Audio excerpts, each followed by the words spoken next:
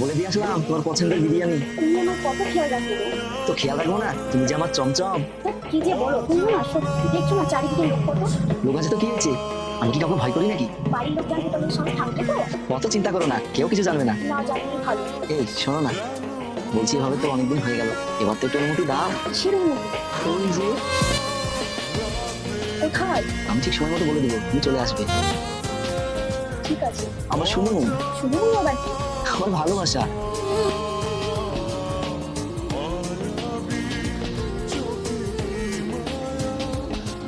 আমার অনেকদিন ইচ্ছা ছিল তোমাকে নিয়ে বাইকে করে ঘুরবো। তাই বুঝি? কেন আমার কথা বিশ্বাস হয় না? হয়তো। এবার তুমি বলো তো। আমাদের সামনে নামিয়ে কেউ থেকে ফেলে আমরা সবাইকে ফেলে দেবে। আরে কিছু হবে না। মাইন্ড তোমার পুরো টেনে আছে তো? ও মাই মিস্টেক, তুমি এখান থেকে চলে যাও। আচ্ছা ঠিক আছে। মেঘনা, তুমি বাড়ি যাও, তারপর আমি ফোন করছি।